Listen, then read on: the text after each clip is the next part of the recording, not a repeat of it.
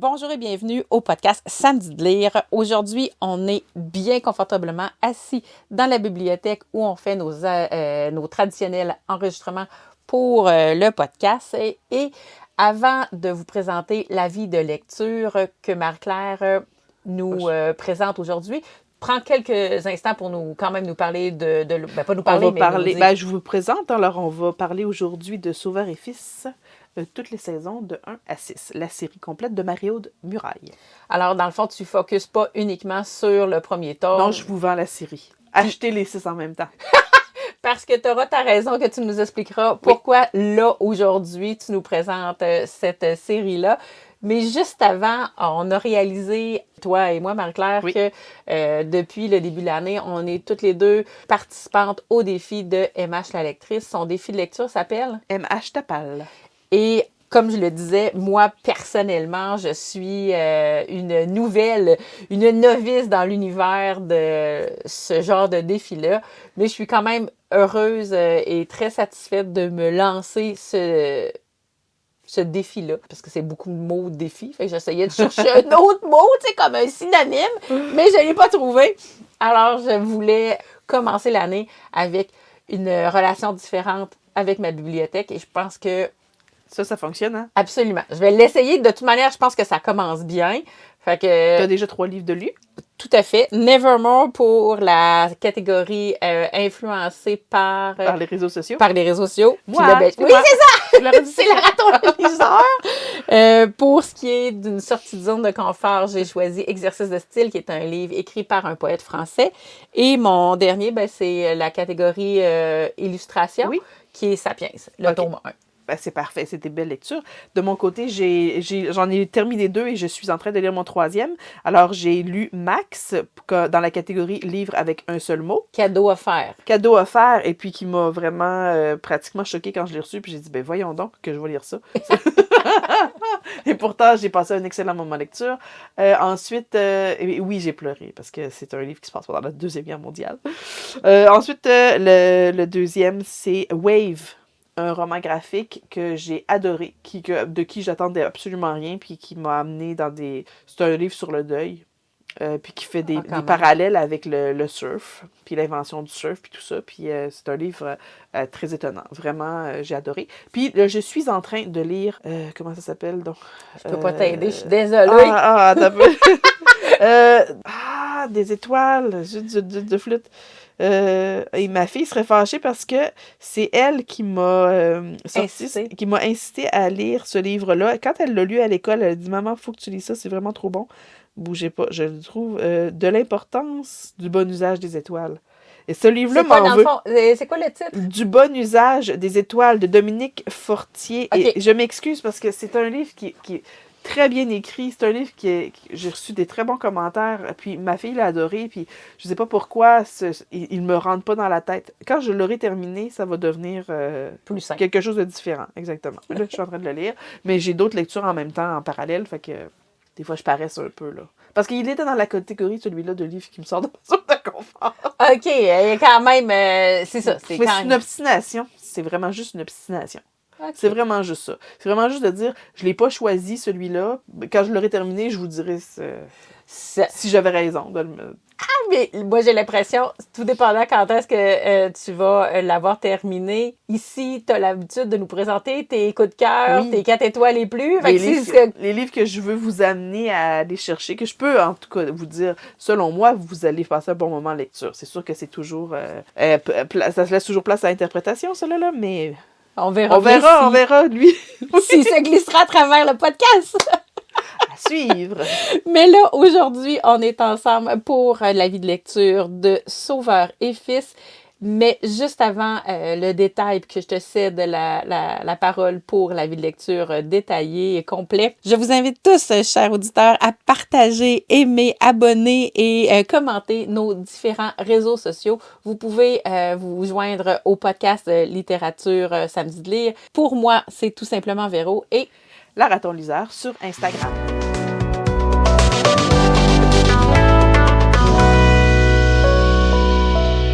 Juste juste avant d'aller plus loin, je me permets de dire que depuis le début de l'année 2023, bien les podcasts sont maintenant disponibles sur ma chaîne YouTube, soit tout simplement Véro. Alors, pour ceux qui préfèrent ce modèle-là, bien, on n'est pas en personne, c'est l'audio. Peut-être qu'un jour, on sera courageuse et on sortira nous-mêmes de notre zone de confort. Notre palette de maquillage pour pouvoir filmer le dimanche matin avec les poches en dessous des yeux.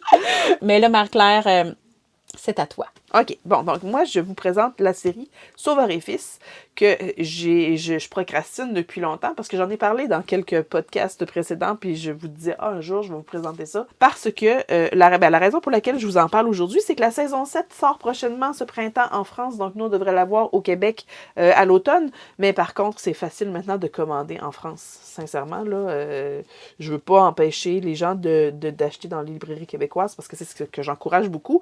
Mais il existe un site internet où on peut commander de la France et ça arrive rapidement au Québec et puis il n'y a pas de frais de port et manutention puis on paye le livre le même prix qu'on le payerait ici. Donc des fois quand vous êtes pressé d'avoir des sorties littéraires françaises, ben c'est un bon moyen de combler notre attente.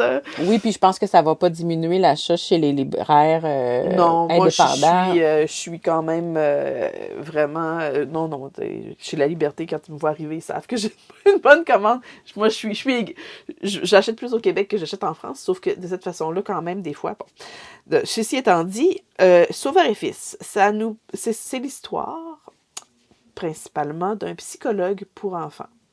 C'est un psychologue qui est absolument génial. Alors, c'est un grand bonhomme noir qui est originaire de la Martinique, si je ne me trompe pas, et puis, moi, dans ma tête, je l'imagine vraiment comme étant Omar Sy. Donc, si jamais ils en font une série télé, il va falloir qu'ils... On sait déjà, les gens de la prod, faut choisir cet acteur, sinon quelqu'un qui lui ressemble beaucoup. Mais c'est parce que c'est un grand bonhomme très chaleureux qui invite à la confidence, puis qui invite à la douceur, puis il est vraiment extraordinaire. Donc, pourquoi on appelle Sauveur et Fils? C'est pas parce qu'il travaille avec son fils, non, mais il a un petit garçon qui est à l'école primaire, qui s'appelle Lazare. Et puis, quand l'histoire commence, on a ces deux personnages. Alors, c'est le père, c'est le fils qui vivent dans une maison. Dans cette maison, il y a un cabinet de consultation. Et puis, ils font leurs petites affaires. Son papa, Sauveur, travaille beaucoup. Il prend son nom très au sérieux. Pour lui, sauver le plus de vies possible, c'est super important. Donc, il est un peu absent pour son propre fils. On parle de cordonnier mal chaussé. Bon, sa famille, comme c'est une petite famille, un papa et un garçon, c'est un peu bancal, si on veut, au début. Sauveur essaie de trouver l'équilibre, mais il trouve ça un petit peu difficile. Il va avoir besoin d'aide extérieure. L'aide va pouvoir venir, entre autres, de son fils, qui va se faire un ami, un très bon ami à l'école. Cet ami-là a une grande sœur, une maman qui est divorcée. Bon, qu'est-ce qui va se passer entre Sauveur et cette maman-là? Ça, il faut le suivre au fil des saisons. Est-ce que c'est simple? Est-ce que c'est compliqué? Est-ce qu'il y a une romance? Est-ce qu'il n'y en a pas? Bon, mais c'est quand même des gens qui vont faire partie de l'entourage de la famille. Ensuite de ça, Sauveur va se lier d'amitié avec d'anciens patients ou des patients qui sont devenus adolescents. Un, entre autres, qui a besoin, un peu plus que les autres, de suivi. Il n'y a plus de famille, tout ça. Bon, Sauveur va l'accueillir chez lui pour un bout de temps, fait que ça va changer la dynamique familiale. Il va y avoir aussi, comme intrusion dans la famille, si on veut, une espèce de vieux monsieur clochard, là, qui va... je me rappelle plus exactement comment ils finissent par... Comment ils entrent en contact avec lui, mais il va faire partie, lui aussi, des gens qui sont, si on veut, qui se greffent au noyau familial. Donc, on commence une saison 1 avec une toute petite famille et de saison en saison, la famille grossit. Ils vont adopter des hamsters.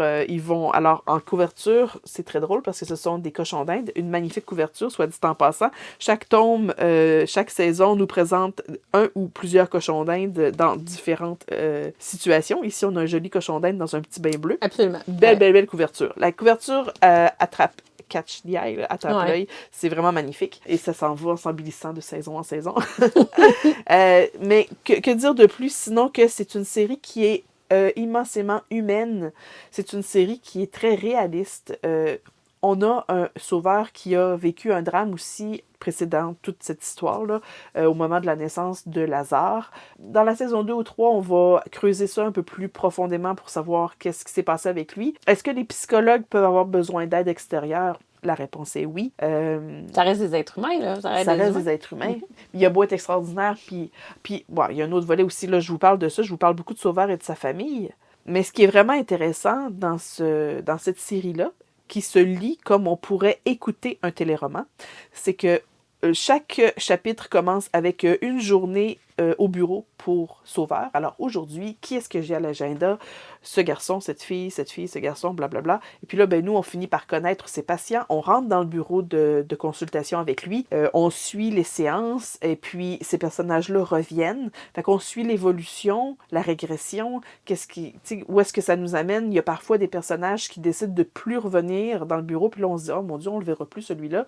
Bon, puis bon, ils peuvent revenir 2 tomes plus tard avec des problèmes différents.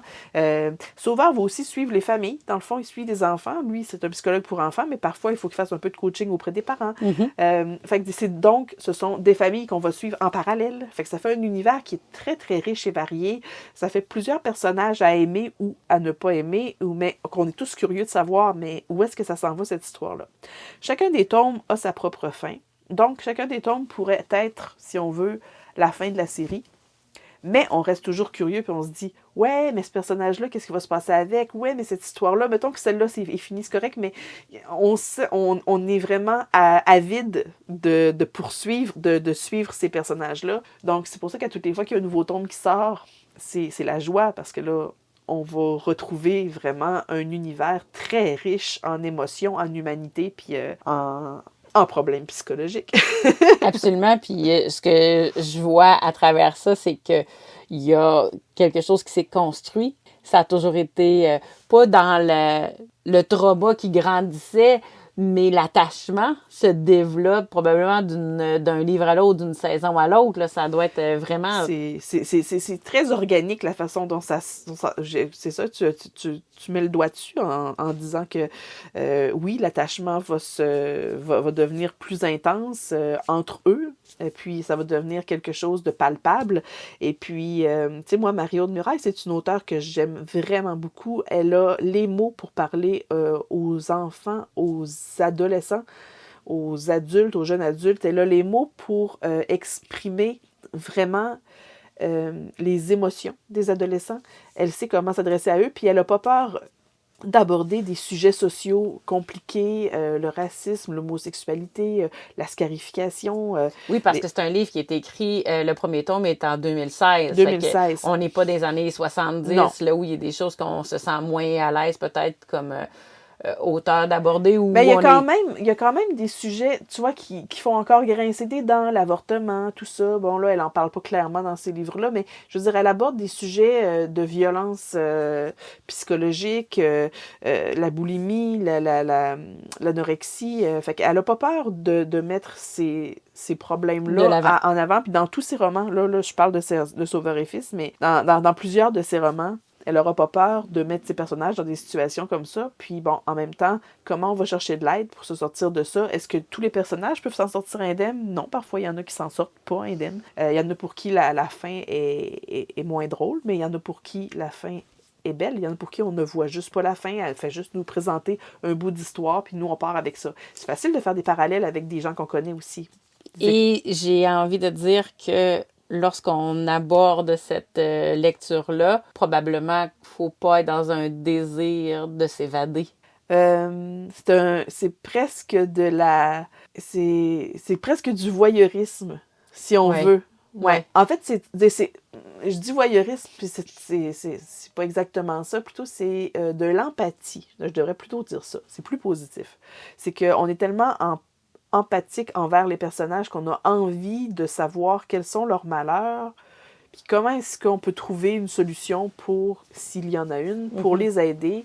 Mais il y a une curiosité, c'est vrai. Fait qu'il y a peut-être un peu de voyeurisme à travers ça aussi, mais tu sais, on s'incruste vraiment dans l'intimité de ces gens-là. Fait que nous, ben, on est comme un petit oiseau dans le coin de la pièce, puis on regarde ça aller, puis on trouve ça extraordinaire. Mais c'est pas, si je lis ce livre-là, ça risque peut-être pas de me faire sortir de ma quotidienneté. Ça dépend comment tu l'abordes. OK. Ouais, parce que, tu sais, regarder ou voir... C'est sûr que là, t'es pas dans un univers fantastique, t'es pas dans un univers de science-fiction, là, t'es vraiment dans un contexte... C'est quelque chose qui est très, très C'est comme tu disais, là, il est possible de voir voisins, amis, frères, sœurs, Faire des collègues de travail Oui. dans le livre. Là. Exactement. Tu peux changer les noms. Ben, si t'as des exemples comme ça, oui. Sinon, ben, tu sais, je veux dire, je pense qu'on a chacun écouté assez de télé, de séries pour être capable de se faire un petit... Absolument. Mais en même temps, tu sais, c'est son univers. Je veux dire, on va finir par être vraiment, je te le dis, là, attaché à certains personnages, puis se dire, vraiment, celui-là, j'aimerais qu'à la fin, sa finale à lui ou à elle soit positive, là. Tu sais, on les prend par la main, les personnages, puis on les suit jusqu'au bout. On les voit grandir, puis tu sais, 6 saisons, c'est 6 ans, là.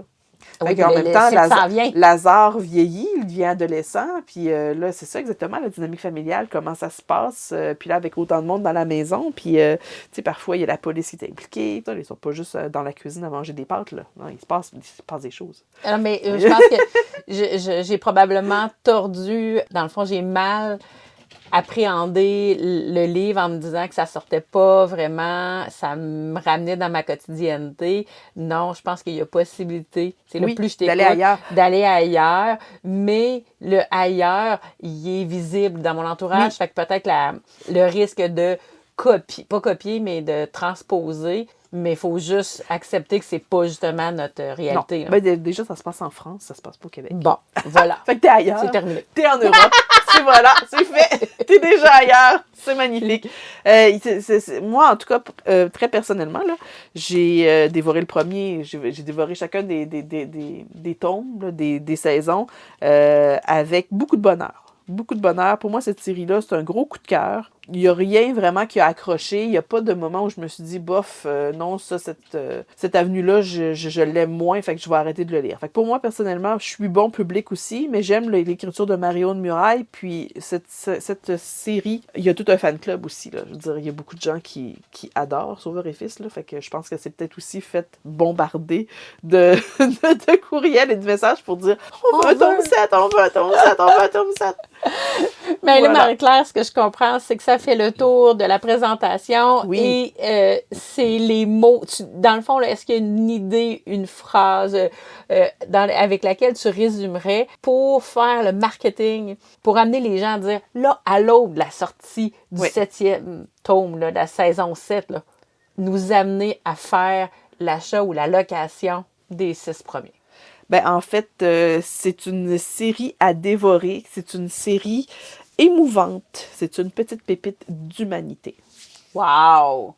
Et c'est sur ces belles paroles que se termine notre podcast. Merci, Marie-Claire. Ça fait plaisir.